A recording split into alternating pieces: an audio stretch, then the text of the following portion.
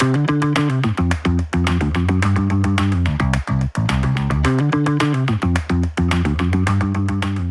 to Startup Simplified Yoga. How are you? Thank you. Good. Nice to have you here. Thank you. Thank you so much for inviting us to your new office. Well, it's our pleasure. Honor is ours. You'd be the first guest actually because since we moved here, we haven't had any guests. So welcome. Congratulations on being the first guest here. Thank you. First guest is actually, having a podcast with us. That's something. Well, we are honored. So, okay, let's begin this discussion by a very brief introduction, right, from your side. I would want our viewers to know who you are and what you are doing right now, and then we go with the flow as we process. Okay, so my full name is Muhammad Yoga Anindito. I am a co-founder and CEO of Semaai. So basically, I graduated from ITB in 2012. I was like 10 years ago now. Prestigious ITB. Prestigious, no, I wouldn't say so. The campus itself is prestigious. I'm not as prestigious. I barely even graduated college, so I guess I'm the kind of guy who just goes with the flow, so to say. Sure. I don't take too much stress or take life too seriously. In the end of the day, you just want to be happy in life, right? Absolutely. You just want to go through these things, and then eventually you want to die satisfied. And that's my goal in life, and I just don't want to, always a boring life. Where did you grow up? Where did you grow up? Where? Yeah. I grew up mostly in Jakarta. In Jakarta. Jakarta guy. No, proper Jakarta boy. I wouldn't go into that, because it's a boring story, what to say. But okay. So you graduate from ITV. What happens after that? What did you want it to do? Well, for me, it was always clear. I wanted to do something else, something different. I wanted to be an entrepreneur. That early you had that clarity. That early, because back in primary school, I was always bullied. Okay. I was always the one who was bullied by my other friends. And bullied for what? Because I was the smallest guy. Usually, I was always the smallest guy. Absolutely. Sorry. Yeah, but sorry. Yeah. No, just go with the flow. Yeah. So I have a friend. Okay. I have a friend back in India, and he was severely bullied as a kid, right in the school. So he was the skinniest, shortest in his classroom, and now he is a professional bodybuilder. Oh wow! Okay. Right, and we were catching up a year back when I was in India, and he's like, even today when I hit the gym, my motivation is those memories of being bullied in the school. Like now, no one dares to even raise their voice to me. I'm like so passionate about bodybuilding. Yeah. So please continue. Yeah. Well, I see that correlation also. I could relate to that because that's how I got into sports. By the way, what sports do you play? I played baseball mostly. When I was a kid, I played a lot of baseball. Okay. So up until the international level, also, I represented Indonesia in some tournaments abroad. Yeah, I was actually, but until high school, I didn't get the chance to make it to the national team, but I was almost there. But I was. That's impressive. That's very impressive. I was okay-ish, I guess. And if you represented the country at whatever level, you were good for sure. Yeah. No, that was junior, U15 or something like that. I forgot. Yeah, sure. Something like that. But so where did this whole entrepreneurship come into play? How did that started? I came from a family of entrepreneurs. Okay. My grandpa is an entrepreneur. My dad is a social entrepreneur as well. He is an entrepreneur as well. A lot of people in my company, in my family, is an entrepreneur. Okay. But I see that they're working for things that are beyond making a living, right? Way beyond money, It's more of sense of fulfillment. Yeah, that sense of fulfillment, that sense of, being able to get that freedom, to choose what you do and what impact you want to give to the society. That is something that I saw that only entrepreneurs can do that. And then I think, Sorry. But if again, this is a question which even I keep asking myself very frequently, that if entrepreneurship is so liberating, it gives you so much of freedom, why aren't there many people doing it? well, if it's easy, then many more people would have done it, right? Because Let's talk about that part also, right? I mean, growing up, did you see anyone in your family going through that difficult phase of entrepreneurship also? Yeah, I saw a little bit of, what my dad has gone through, especially. They still try to shield it. They don't show everything. They don't show everything, Yeah. for sure, for sure. They will always act tough in front of you, like everything is okay, blah blah blah. But especially when I was, in my early teenage years, I mean, we've gone through some difficult times also, right? Sure. I mean, that just goes on to, teach us that, life is not about, it's not always about, the good stuff also, right? But also about the bad stuff, right? Correct. Sometimes you're on top, but other times you can also be at the bottom, right? Absolutely. So, that is something that, my entrepreneurial family here, so to say, Sure. has taught me, So, but you did not start with an entrepreneurship after college, right? You started working. What was that journey like after college? What did you do? Well, I worked for some companies in the oil and gas industry. Okay. Because back then, oil and gas is Still very big. Yeah, that was very big, like the go-to industry, right? Correct. The good graduates. I wasn't one. I just got lucky to be to get accepted to one of the prestigious companies, I guess. I wondered even why until now. My GPA was only 2.9. I blazed through college. I was actually, if I wanted to, I could have finished college in just under 3.5 years. Okay, but you didn't want to. No, I couldn't because You were bad. no. Yeah, obviously because my GPA was still under 3.0. So it's like, my whatever your head lecturer, lecturer that's responsible for you just said, maybe you can't graduate now. I mean, you need to get some extra courses or something like that. I mean, for this one last semester to get your grades up, a little bit, just by a little bit, point something. I forgot.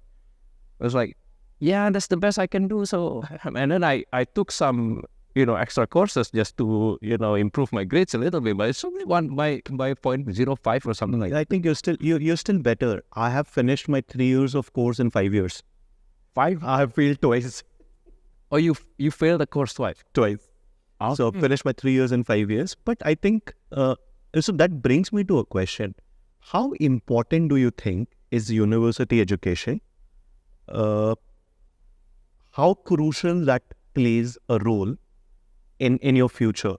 That's my base question, right? My future, or in like, for example, in your case, how strongly that role played university education?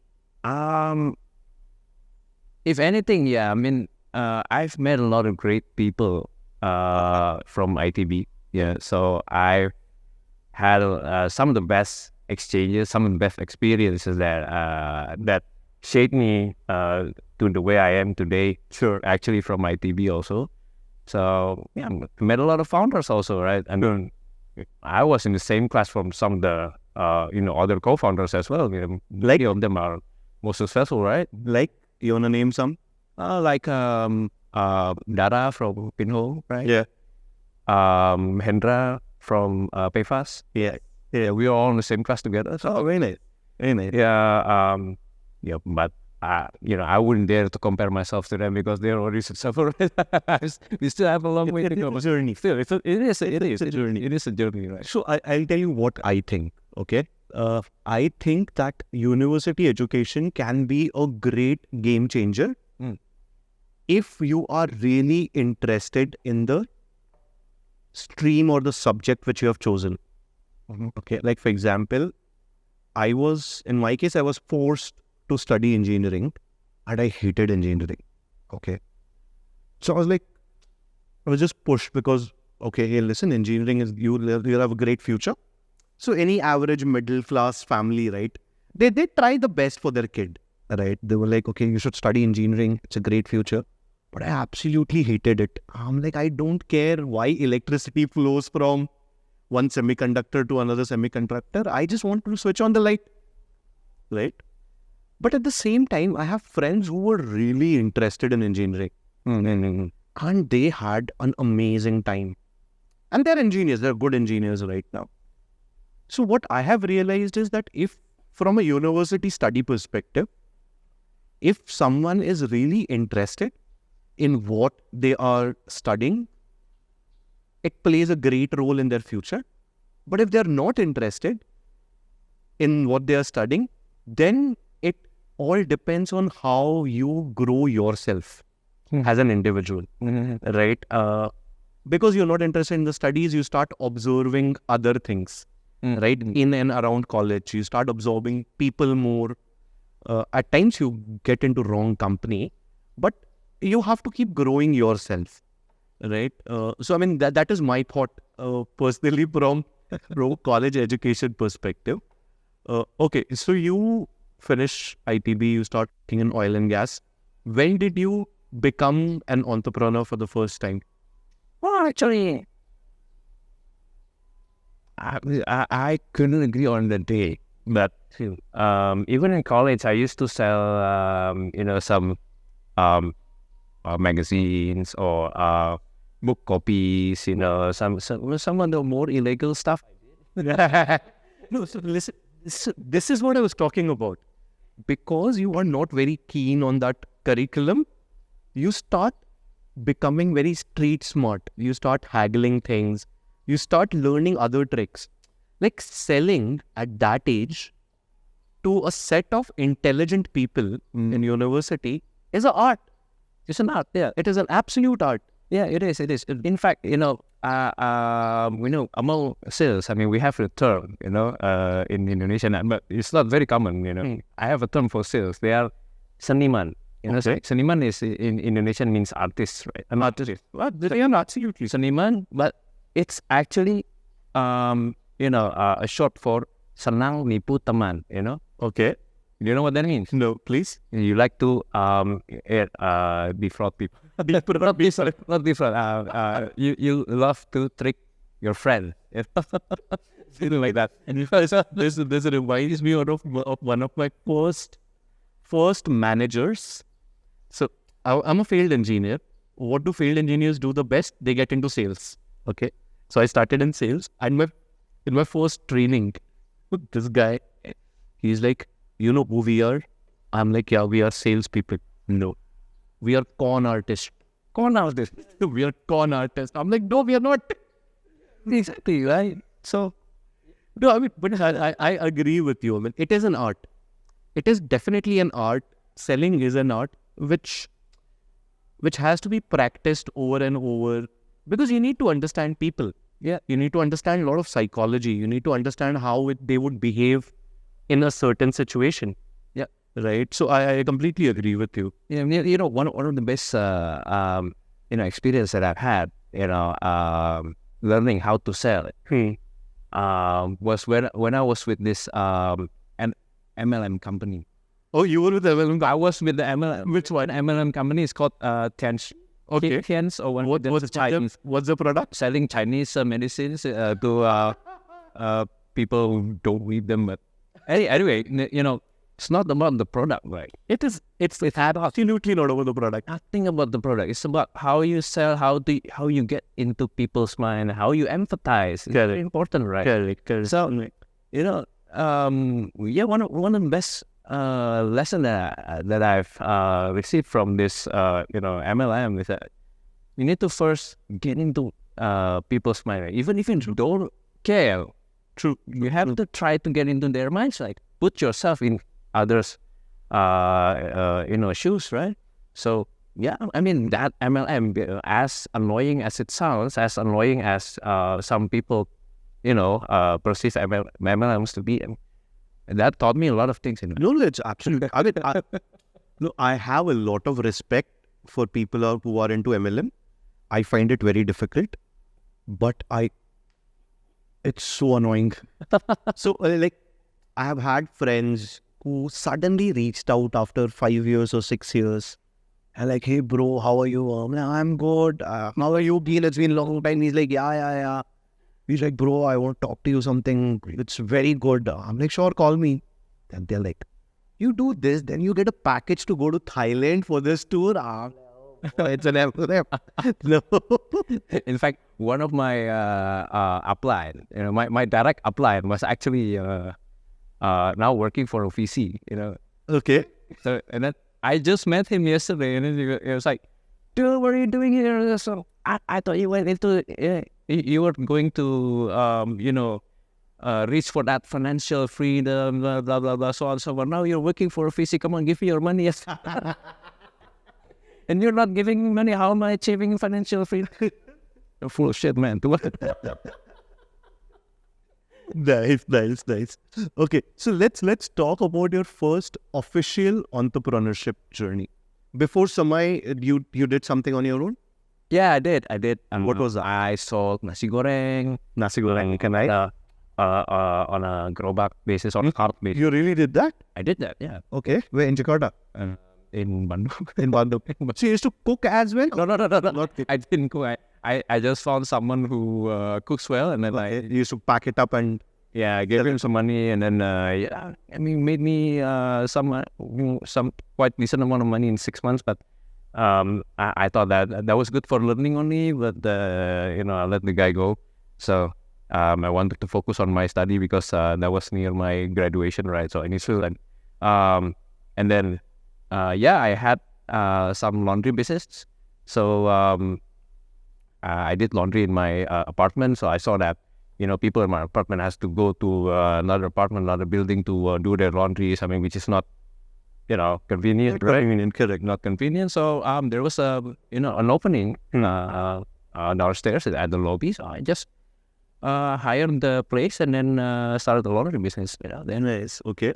It was running well. I mean, I made quite decent amount of money. But it was passive, right? Of course. So but to a point that I stopped that when I started Semaai. So because I just wanted to really focus on building the Semaai, right? Sure. So yeah, I mean, those are my first few real businesses, right? Ask me. I think there are massive learnings from them, right? There must be, like, from these odd small entrepreneurships, which I mean, there are millions of people who are into this kind of micro entrepreneurship. I personally feel there are massive learnings which anyone would have if they have operated a small business. Oh yes, right. How do you deploy these learnings when you are running a venture capital backed business? Right? We will come to that. I want to hold on to that question. Okay, let's talk about Semaai journey. Let's first start with what is Semaai? Well, Semaai is a B2B agri-tech company where very fancy. Very fancy. Break everything down. Wow. Okay. So here's the thing. We basically sell fertilizer. That's the easiest way. Sell fertilizer. Fertilizer, seeds, pesticides, and other agri input stuff mostly. Okay. I mean, maybe later on down the line we will do more in the agri vertical. But right now, that's what we are doing. Where the tech part comes in? The tech part comes in the way we bypass a lot of middlemen. Okay. So when you are a distributor of agri inputs and you're dealing it traditionally, then you'd have to deal with a lot of funny business process, right? Sorry to cut. Okay. Let's talk about what is the traditional flow. Let's say, for example, you just cut Semaai out right now. Okay. I am a farmer. Okay. What is the traditional process which I have to go through? What are the touch points from whom all I have to connect to buy things or whatever, right? What is the current traditional process like? So for a farmer to get their materials for farming, they would need to go to a farming retail store. Okay. I would say, yeah, and then these farming retail stores actually, many of them also buy from another farming retail stores, right? So there are a lot of these stores in rural areas in Indonesia, but it is really sometimes it's really hard for them to get sourcing, right? Sure. Materials. Yeah. Because if you're only buying at small packages, then the prices will be very high. Right? Correct. Not to mention that there are a lot of middlemen. So Yeah. the market situation is right now there are a lot of middlemen, or so to say, too many too many people in the value chain, right? Sure. Between the manufacturers of agri input materials and the farmers, right? Usually there would be 3 to 4 of, in some cases maybe 7 retailers. 7 retailers. Seven. So the product will pass through 7 retailers before reaching the farmer. Before reaching the farm. Wow. Okay. That happens, right? Okay. That, and then you would ask me, well, why couldn't the manufacturers just sell directly to the smallest retailers or farmers maybe? Because there's just too many of them, right? So they don't have that chain, right? They don't have that.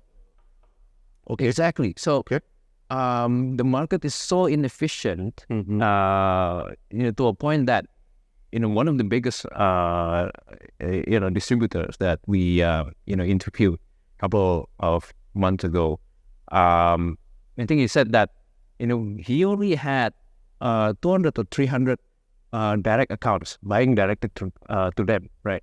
Okay. Whereas we have thousands. Of course. That's where the technology come in, right? Sure. The reach. How else? Yeah, the reach.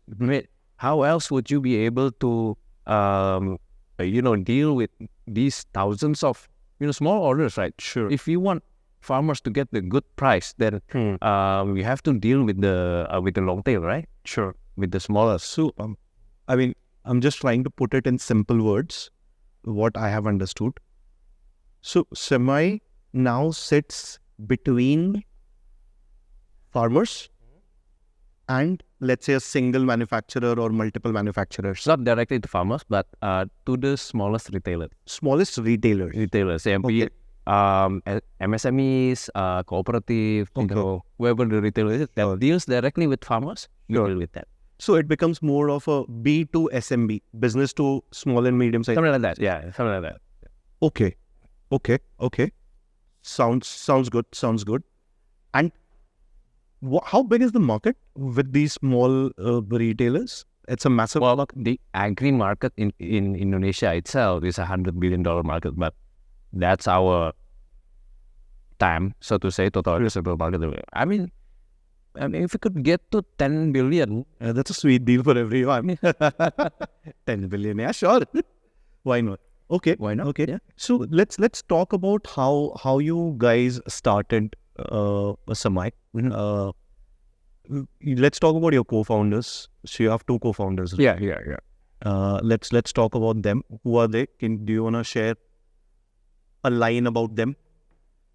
Well, I met my co-founders. I met Abhishek, my co-founder, first time. I think it was in 2018 or 2019. It was a long back. Okay. Actually, he was a co-founder of my wife, who works at the bank, at the World Bank. Yeah, they both works at the World Bank. Your wife also works at the World Bank. Yeah. So for the agri team at the World Bank. So now she is still working at the World Bank, leading the Agritech. And then my wife thought that these two could, could do something together or whatever, right? So I met Abhishek, and then at first we we kind of bullied each other because Bullied each other. bullied each other. Because Abhishek back then was trying to propose to me, like, hey, we should do advisory to farmers. We should guide the farmers to do this and that. I mean, in a very simplified manner. But I was You're not very complicated. Not yeah. You were not convinced. I wasn't convinced. I was like, yeah, dude, dealing with farmers, I mean, it's very tricky because it's going to be a lot of fraud, etc., right? But then, we kind of criticized each other's, ideas, right? Yeah.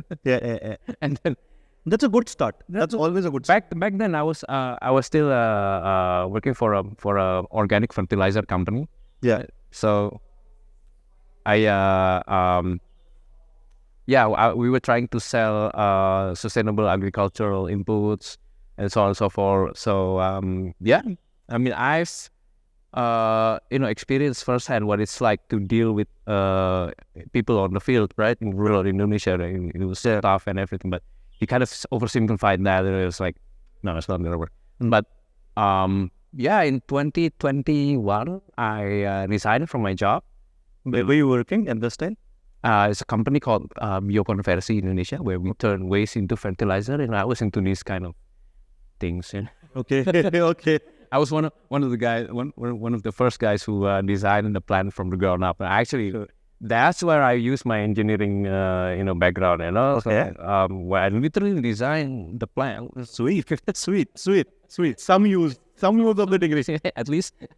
So back then I was still working with them and then helping them to sell their products, because, well, plant was up and running, so engineer was no longer needed, right? Correct. So I kind of helped the marketing team to eventually sell, a lot of fertilizers. Sure. After I sold quite a lot, and then I decided to resign and then to try to start my own company, selling their products, right? And then that's why I got reconnected with my co-founder Abhishek, who, by the way, came also from a farming family in India, right? Sure. So you got reconnected, and then he kind of pitched to me that, you know what, we should make a startup. We should make a digitization of what you're doing right now. I was already doing training with the MSMEs, mostly the companies, by the way. Slightly different from what we're doing right now, but he pitched to me that we should digitize this. Okay, let's go. It's like, Okay. and that's how we were born. Yeah. So you guys started in 2020. 2021. 2021. Yeah. Okay. Let's talk about this journey, right? So you guys started with how does this happen here? I mean, just for everyone who's listening, I want to understand. Okay, so 3 guys come together, right? What do you start with? I mean, there is an idea. It's a very rough idea. Mm-hmm. If just very briefly, if you could explain to us, what is this process like? How do you get started? What is the starting point? Yeah, we incorporated the company for sure. Okay. I would Good count starting that up point. as a starting point. Yeah. Yeah. I mean, for anyone who's still trying to figure out what to do first, just incorporate a company. I think that There's a pressure. there is a pressure to do at least something, right? Yeah. I mean, by incorporating your company, you get the sense of, hey, I'm the CEO now. I'm the director of the company. I have to do something, right? Correct. To be able to put it on LinkedIn or something like that, right? You have to actually do something, right? So that's what we did, by the way. Okay. But we didn't put our titles on LinkedIn, by the way, because we were still on stealth mode, right? Correct. So to say. Correct. And doing it, we were doing it on the side, not on the side, but where we incorporated the company. Yeah, we started doing it, for real, right? Sure. And then from then on, we went to the fields, did some interviews with local government, farmers, etc., and then we just decide, where we wanted to experiment, right? Sure. Because in any kind of company, the first product is an experiment. It's always like that. So, Correct. yeah, we experimented with a lot of things actually, with drones. I mean, I had a drone company. I sold that. We had IoTs and etc. But then we came to a realization that this model is the most feasible, the most scalable, and easiest to do. So Always start with the easiest thing to do. Yeah, I mean, that's a very good point. No, I completely agree. It's a very important thing also. I mean, as humans, we try to complicate things in our own head. And especially when you're starting up, I personally feel the best thing to do is that execute and execute fast.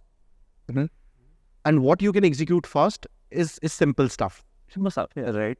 It gives you a sense of achievement, that you're achieving something. Then you can constantly keep building on top of it. Right? You start with simple things and then you can keep building complicated stuff. That is okay. But that's a good point. Okay. And you have to start with a purpose, right? very important. Very important. Very important. What's Semaai's purpose? Apart from making a profitable business, what is the purpose? For me, it's the betterment or the increasing the livelihood of smallholder farmers in Indonesia. Okay. That is our mission. That's a very noble. That's also a personal mission. Of course. No, I said that already, right? Apart from making a highly profitable business, what else, right? Yeah. So, highly profitable is personal. Sorry? Highly profitable business is personal. It's personal, yeah. Which is fair. Which is fair. You want to make money, yeah. I mean, you have to be driven, right? No, I completely agree. Okay. So, then you go about raising funds, right? How was that experience? You raised your first round in 2021. Yeah, that was in 2021. How was that experience? The market was pretty good back then. It was Good sweet times. So one thing we learned is that you try to, the investors will come to you, right? At that time, yeah. At the time, yeah. I mean, even now, you kind of have to make it so that it looks like the investors are coming to you, right? Because if you doing cold calls or doesn't work. Emailing the investor, it won't work. Doesn't work. Need to have always the backdoor channels to these guys, right? Making sure that the fear of missing out, FOMO factor plays out, right?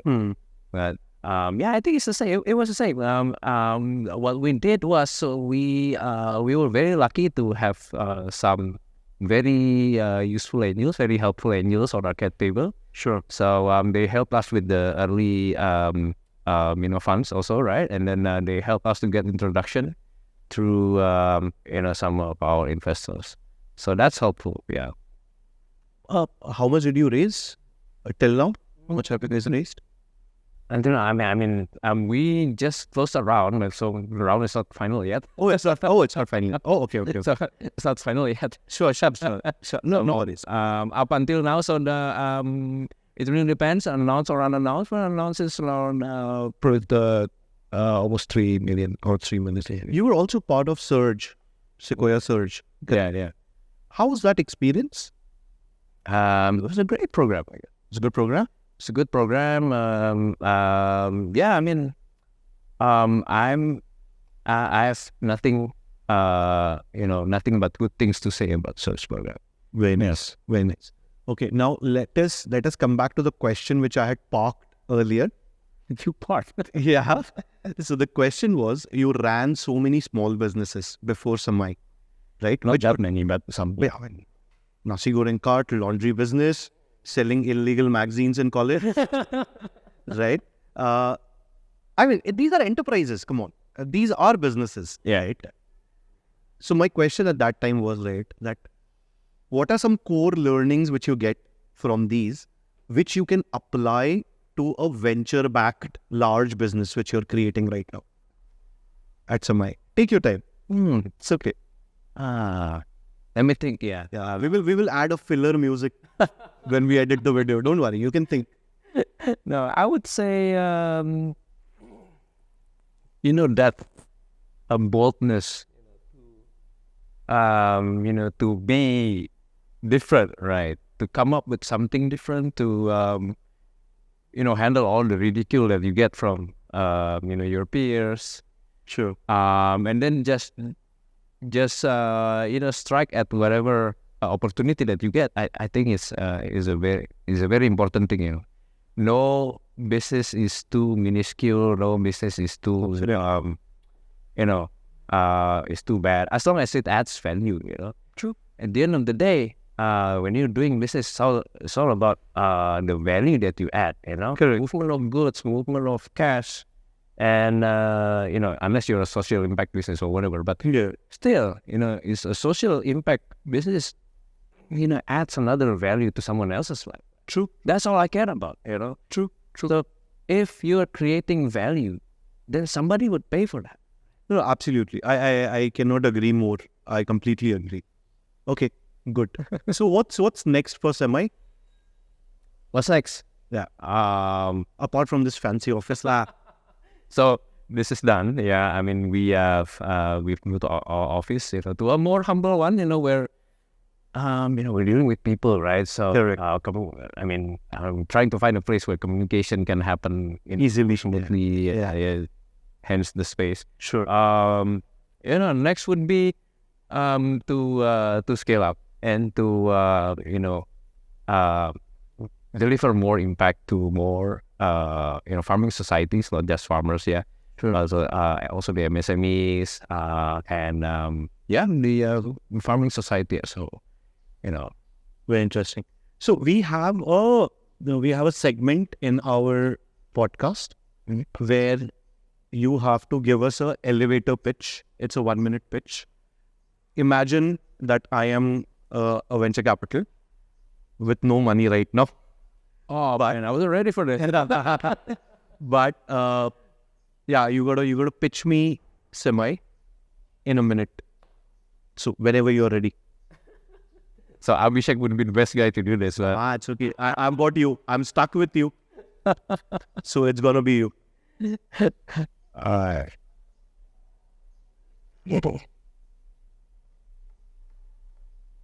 Yeah, elevator pitch. Just a short pitch. Yeah. Right. Thanks. I'll just do as I go, and Just do the whatever way you want. Whatever way you want. Okay. Semaai is an agri-tech startup where we aim to become the top of mind choice for the digital agriculture in Indonesia. So we are aiming to provide a full stack solution, full stack agri solution for the Indonesian agriculture market. So our first product is a B2B marketplace for agri inputs, where we make it easy for farmers and MSMEs to find what they need for their farming, activities, right? So we do that by buying directly from manufacturers whenever we can, and then we are using our state-of-the-art logistics,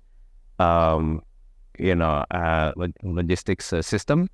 We make it more efficient and easier for farmers to get the best price.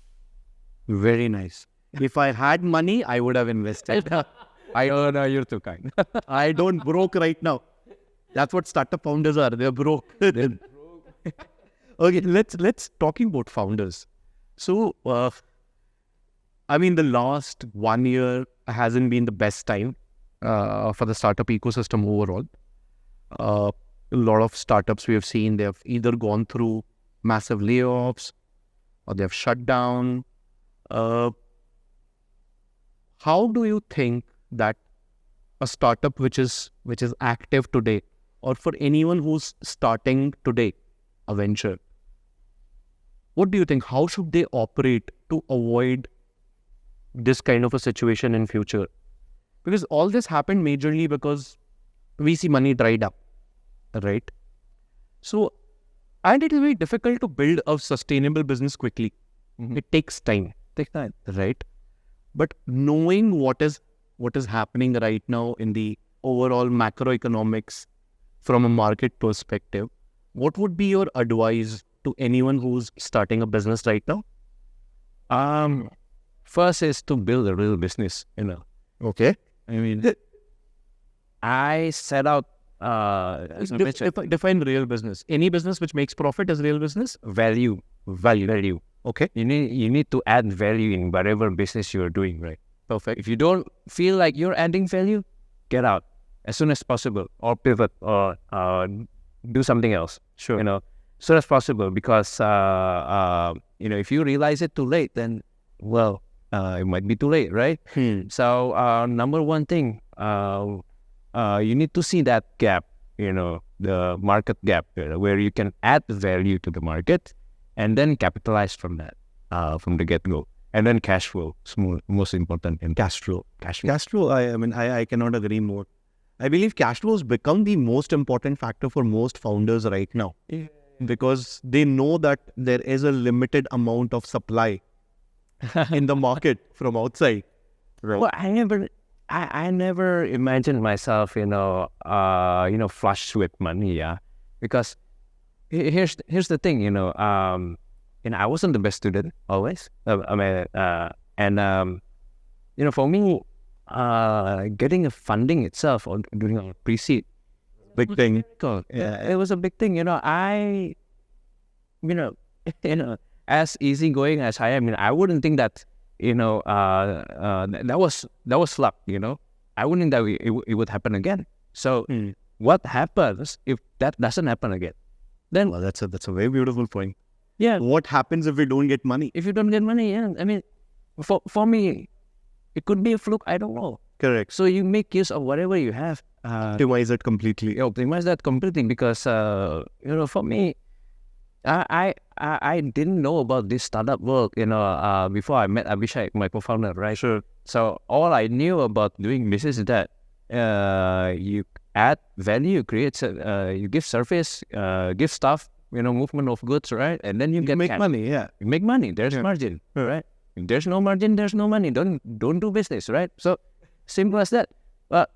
And then Abhishek introduced me to the startup world, where you have to get to some size first, and then you can make profit. Yeah, to a certain extent, I agree. Yeah, because in retail, in distributorship, the biggest distributors make a lot of money for sure, because they have that buying power, right? Correct. Okay, Correct. so they have that scale. Yeah, that scale. Yeah. Correct. To get that buying power, to get that scale, then you have to grow. In a way, that's for me skipping some of the process, right? True. Whenever you have the chance to do that, whenever money is available, then do it. But when money is not available, then don't do it. No, I agree. I agree completely. Okay. I think we are towards the end of our chat. So let's talk about something much more lighter. Yeah, okay. Entrepreneurship can itself be very, very tiring, physically, mentally boring, right? Do you agree or not? Yeah, you do. What do you do to make to feel better? What do you do? I've spoken to a lot of founders. They're like, spending time with my kids is very therapeutic. Or some just enjoy partying. Some just are into meditation. What do you do? Well, spending time with my kids for sure. Yeah, how many kids you have? One. How old? 6 years old. 6 years old. So it's a good time. I don't like to go party. I don't like parties, but which is kind of a clash. My co-founders like parties. Okay, you don't have kids, so come back to me when you have kids. You like partying or not? So Anyway, other than that, I'm a big advocate of sports, right? Sure. So because I was an athlete, so I always play sports, basketball, baseball, football, whatever, and then I go to the gym. Because for me, going back to the gym is like, it's a philosophy, right? Sure. If you go to the gym, you can always go put on steroids or whatever, right? Yeah. To cheat the growth, right? Correct. Going to the gym day in, day out, reminds you that, hey, this is a long process, right? Correct. It's a marathon, not a sprint. Correct. And requires consistency. Yeah, consistency, discipline, so that's why I keep going back to the gym, It's very meditative for you? It is. Like it is. when you're working For out? me, it is. Yeah. Very nice. Very nice. Very nice. Yeah. So Very yeah. nice. For me, that is my endorphin generator. Sweet. Okay, so I think we are pretty much done. Do you think there is any question or anything which you wanted to talk about and I did not ask you? Not really. Not really? Then I think we can add this up. Thank you so much for doing this. Thank you so much. Wishing you and team at Semaai a lot of luck. You too. Thank you so much. Thank you so much.